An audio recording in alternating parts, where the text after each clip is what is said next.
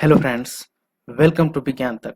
Friends, यह NCERT 11th के biology का फुल कोर्स चल रहा है। अध्याय नंबर है 6 और अध्याय का नाम है पुष्पी पादपों का शरीर अर्थात anatomy of flowering plants. Friends, मैंने इस चैप्टर के 3 वीडियो पहले ही बना दिया है, यह चौथा वीडियो है। अगर आपने वो सब वीडियोज नहीं देखे हैं तो डिस्क्रिप्शन में लिंक है, जा करके उनको देख सकते हैं ताकि यह वीडियो आपको अच्छे से समझ में आ सके। चलिए अब बिना किसी देरी के आज के वीडियो को शुरू करते हैं। आज हम लोग को पढ़ना है उत्तक तंत्र। इसको बताने से पहले मैं चाहता हूं कि थोड़ा सा आपका रिवाइज करा दूं। मैंने आपको बताया था कि उत्तक कैसे बनते हैं। कैसे बनते हैं? तो जब बहुत सारी कोशिकाएं मिलती है तो उत्तक का निर्माण होता है और इन उत्तक को हम लोग 2 भागों में बांटते हैं। एक को कहते हैं विभज्योतक या जिसे हम मेरिस्टेमी उत्तक भी कहते हैं, और दूसरा होता है अस्थाई उत्तक। ठीक है, यहाँ तक ये 2 भागों में बांट दिया गया। विभज्योतक वो होते हैं जिनकी कोशिकाएं लगातार विभाजित होती रहती हैं, जबकि अस्थाई उत्तक वो होते हैं जिनकी कोशिकाएं लगातार विभाजित नहीं होती हैं। फिर अस्थाई उत्तक भी 2 प्रकार के होते हैं, सरल अस्थाई उत्तक और जटिल अस्थाई उत्तक। ठीक है, तो सरल अस्थाई उत्तक कौन से हैं? जो एक ही प्रकार के कोशिकाओं से मिलकर के बने होते हैं, उन्हें हम सरल अस्थाई उत्तक कहते हैं। और फिर बारी आती है जटिल अस्थाई उत्तक की। जटिल अस्थाई उत्तक वे होते हैं जो विभिन्न प्रकार की कोशिकाओं से मिलकर के बने होते हैं, उन्हें हम जटिल अस्थाई उत्तक कहते हैं। और जटिल अस्थाई उत्तक को फिर से 2 भागों में बांटा जाता है, जाइलम और फ्लोएम। जाइलम और फ्लोएम। तो जाइलम क्या होता है? ये जल का संवहन करता है। फ्लोएम क्या करता है? फल अर्थात भोजन का संवहन करता है। आपको याद रखना है, जल ज आ रहा है और ल यानी ये जल का संवहन करेगा, और फ से फूड यानी भोजन या भोजन का संवहन करता है। अब चलिए आज के वीडियो को शुरू करते हैं। उत्तक तंत्र। अब तक हम विभिन्न प्रकार के उत्तकों तथा उसमें स्थित कोशिकाओं के प्रकार के आधार पर चर्चा कर रहे थे। आओ अब हम देखें कि पौधे के विभिन्न स्थान पर स्थित उत्तक एक दूसरे से कैसे भिन्न होते हैं। उनकी रचना कार्य भी उनकी स्थिति के अनुसार होते हैं। रचना तथा स्थिति के आधार पर उत्तक तंत्र 3 प्रकार का होता है। ये तंत्र हैं बाह्य त्वचा उत्तक तंत्र, भरण अथवा मौलिक उत्तक तंत्र, और तीसरा है संवहनी उत्तक तंत्र। सबसे पहले जानते हैं हम लोग बाह्य त्वचीय उत्तक तंत्र के बारे में। बाह्य त्वचीय उत्तक तंत्र पौधे का सबसे बाहरी आवरण है। इसके अंतर्गत बाह्य त्वचीय कोशिकाएं, रंध्र तथा बाह्य त्वचीय उपांग मूल रोम आते हैं। बाह्य त्वचा पौधों के भागों की बाहरी त्वचा होती है। इनकी कोशिकाएं लंबी तथा एक दूसरे से सटी हुई होती हैं और एक अखंड सतह बनाती है। जैसे यहाँ पे आप देखिएगा एक पेड़ को, तो उसमें कितने सतह होते हैं जी? तो उसमें होते हैं 3 सतह। ठीक है, ये 3 तंत्र में इनका बटा होता है। ये जो सबसे बाहरी वाला सतह देखिएगा, इसी को हम लोग कहते हैं बाह्य त्वचीय उत्तक तंत्र। इनकी कोशिकाएं कैसी होती हैं? तो इनकी कोशिकाएं लंबी लंबी होती है और एक दूसरे से सटी हुई रहती है और अखंडीय सतह बनाती है। अखंडीय सतह का मतलब ये खंडीय सतह हो गया, मतलब बीच में ऐसा लगेगा कि टूटा हुआ है, तो ये खंडीय सतह है। जबकि ये कैसे बनाती है? अखंडीय सतह, मतलब लगातार एक लंबा सतह बनाती है। ठीक है, और जो मूल रोम होते हैं वो भी बाह्य सतह भी होते हैं, यानी उन्हें भी बाह्य त्वचीय उत्तक तंत्र के वे हिस्सा हैं। बाह्य त्वचा प्रायः एक सतह वाली होती है। बाह्य वाली कोशिकाएं पैरेन्काइमी होती हैं, जिनमें बहुत कम मात्रा में साइटोप्लाज्म होता है जो कोशिका भित्ति के साथ होता है। अब इसमें आपको एक बात और रखना है कि इस प्रकार के जो उत्तक तंत्र होते हैं उनकी कोशिकाएं कौन सी होती है? पैरेन्काइमी होती है, और इसमें साइटोप्लाज्म बहुत ही कम होता है और साथ में इनमें कोशिका भित्ति भी होता है। इनमें एक बड़ी रसधानी होती है। बाह्य त्वचा की बाहरी सतह मोम की मोटी परत से ढकी होती है। देखिए, त्वचा की जो बाहरी सतह है वो सबसे बाहर से कैसे ढकी होती है? तो मोम की मोटी परत से ढकी रहती है, जिसे क्यूटिकल कहते हैं। आपसे पूछा जा सकता है कि क्यूटिकल किसे कहते हैं? तो कहेंगे कि बाह्य त्वचा की जो बाहरी सतह होती है वो एक मोम के मोटी सतह से ढकी होती है, जिसे हम क्यूटिकल कहते हैं। ठीक है। और क्यूटिकल का क्या काम है, तो क्यूटिकल पानी की हानि को रोकती है। मूल में क्यूटिकल नहीं होते हैं। मूल में क्यूटिकल इसलिए नहीं होते हैं कि वहां पे क्यूटिकल का काम ही नहीं है, वहां पे पानी से हानि को बचाना ही नहीं है, क्योंकि मूल तो नीचे होता है। रंध्र ऐसी रचनाएं हैं जो पत्तियों की बाह्य त्वचा पर होते हैं। रंध्र वाष्पोत्सर्जन तथा गैसों के विनिमय को नियंत्रित करते हैं। प्रत्येक रंध्र में दो सेम आकार की दो कोशिकाएं होती हैं, जिन्हें द्वारक कोशिकाएं कहते हैं। घास में द्वार कोशिकाएं डंबलाकार होती है। द्वारक कोशिका की बाहरी भित्ति पतली और आंतरिक भित्ति मोटी होती है। अब देखिए डंबलाकार का मतलब क्या है, आप लोग देखे होंगे एक्सरसाइज करने के लिए ऐसा आकार का होता है जिसे हम लोग डंबल कहते हैं। जो बच्चे या जो भी एक्सरसाइज करने वाले लोग हैं वो इससे करते हैं।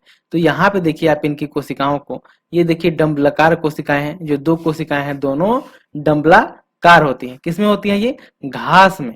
जो द्वारक कोशिकाएं होती है वो कैसी होती है, डंबलाकार होती हैं। और इनकी बाहरी भित्ति पतली होती है, जबकि आंतरिक भित्ति होती है वो मोटी होती है। द्वार कोशिकाओं में क्लोरोप्लास्ट होता है और यह रंध्र के खुलने तथा बंद होने के क्रम को नियंत्रित करता है। ये भी काफी इंपॉर्टेंट है, आपको याद रखना है कि क्लोरोप्लास्ट होता है वो क्या करता है, तो यह रंध्र को खोलने तथा बंद करने के कार्य को नियमित करता है, यानी उन्हें करता है। कभी कभी कुछ बाह्य त्वचा कोशिकाएं जो रंध्र के आसपास होती हैं, उनकी आकृति, माप तथा पदार्थों में विशिष्टता आ जाती है। इन कोशिकाओं को सहायक कोशिकाएं कहते हैं। अब देखिए इनके जो आसपास की कोशिकाएं हैं उनमें विशिष्टता आ जाती है, यानी वो विशेष कार्य करने लगती हैं, जिन्हें हम सहायक कोशिका कहते हैं। रंध्रीय छिद्र, द्वार कोशिका तथा सहायक कोशिकाएं मिलकर रंध्रीय तंत्र के निर्माण करते हैं। ठीक है, रंध्रीय तंत्र का निर्माण करते हैं। और आपको मैंने बताया ही रंध्र का क्या काम है, तो वाष्पोत्सर्जन को नियंत्रित करना, यानी वाष्पोत्सर्जन की जो क्रिया होती है उसे यह नियंत्रित करता है। फ्रेंड्स, मैं आपसे एक रिक्वेस्ट अवश्य करना चाहूंगा कि वीडियो को पूरा देखिएगा, ताकि आप वीडियो से पूरा ज्ञान लेकर जाएं। अधूरा ज्ञान लेकर के जाइएगा तो फिर कोई फायदा नहीं होगा। और मैं लाइन बाय लाइन डिटेल में इसलिए बताता हूं कि आप चाहे मेडिकल एग्जाम का तैयारी कर रहे हो या 11th में पढ़ते हैं, तो मेडिकल का एग्जाम का तैयारी तो करेंगे ही, आपका बेस मजबूत होगा तो आपको कोई भी समस्या नहीं आएगी। चलिए फिगर को मैं बाद में समझाऊंगा, पहले और जान लेते हैं। बाह्य त्वचा की कोशिकाओं पर अनेक रोम होते हैं, इन्हें मूल रोम कहते हैं।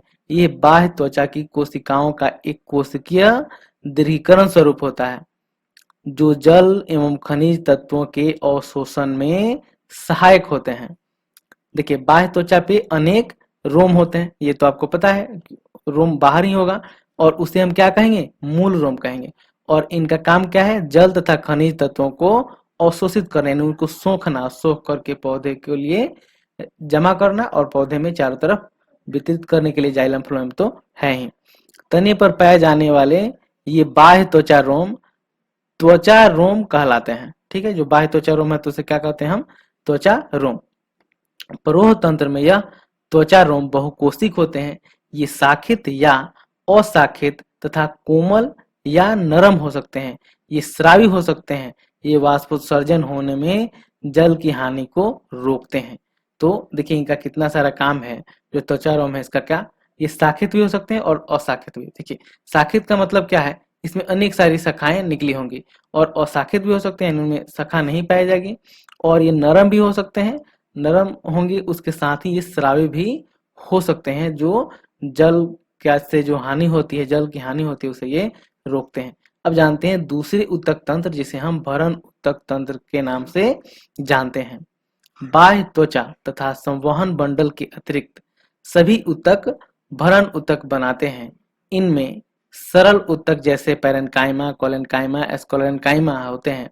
प्राथमिक तने में पैरेन्काइमिक कोशिकाएं प्रायः वॉलकुट, जिन्हें हम वॉलकुट और परिरंभ, पिथ तथा मजाकीकरण में होती है। पत्तियों में भरण ऊतक पतली भित्ति वाले तथा क्लोरोप्लास्ट युक्त होते हैं और इसे पर्णमध्योतक या मेजोफिल कहते हैं। फ्रेंड्स, जैसे मैंने आपको बताया कि एक, अगर यहाँ पे हम बात करें पेड़ की, इसका 3 हिस्सा होता है। ठीक है, एक बाहरी हो गया, एक बीच वाला हो गया जिसे हम भरण ऊतक कहेंगे, और जो एक है वो क्या है, संवहन ऊतक है।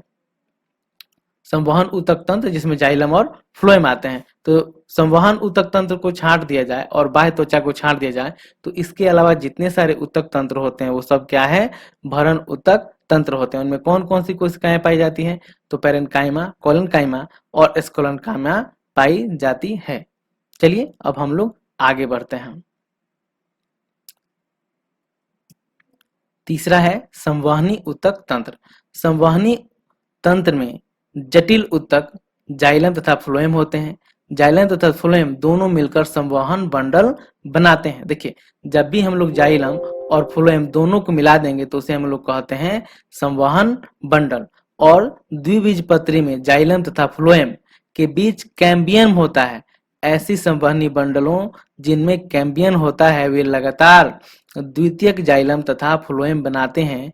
इन्हें खुला संवहन बंडल कहते हैं। देखिए, जिसमें जाइलम और फ्लोएम के बीच में कैम्बियम होगा वो कैसा संवहन बंडल बनाएंगे, तो खुला संवहन बंडल बनाते हैं, यानी उन्हें हम खुला संवहन बंडल कहते हैं क्योंकि वे लगातार द्वितीयक जाइलम तथा फ्लोएम बनाते रहते हैं।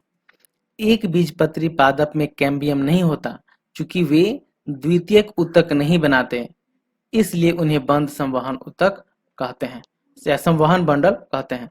यानी जिसमें कैम्बियम होगा उसे खुला संवहन बंडल और जिसमें कैम्बियम नहीं होगा उसे बंद संवहन बंडल कहते हैं।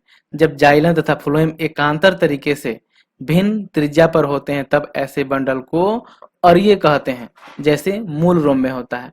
संयुक्त बंडल में जाइलम तथा फ्लोएम एक ही त्रिज्या पर स्थित होते हैं, जैसे तने तथा पत्तियों में, ठीक है।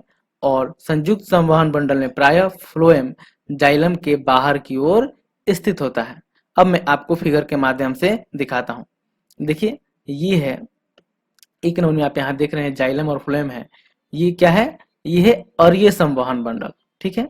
और इसका विशेषता क्या है कि यह एकांतर तरीके से होता है, यानी एक जाइलम फिर फ्लोएम फिर जाइलम फिर फ्लोएम। अब ये दूसरा है संयुक्त संवहन बंडल और ये तीसरा है जो आप नीचे देख रहे हैं, ये है संयुक्त खुला संवहन बंडल और ये था संयुक्त बंद संवहन बंडल। आप देख सकते हैं यहाँ पे ये बंद है और ये खुला है। इसके साथ ही संवहन बंडल का कंप्लीट एक्सप्लेनेशन समाप्त होता है। फ्रेंड्स, यह वीडियो आपको कैसा लगा है लाइक कमेंट करके जरूर बताइएगा। अच्छा लगा है तो लाइक कीजिएगा, खराब लगा है तो डिसलाइक कीजिएगा। यह वीडियो आपको देखने के लिए बहुत बहुत धन्यवाद। बाय।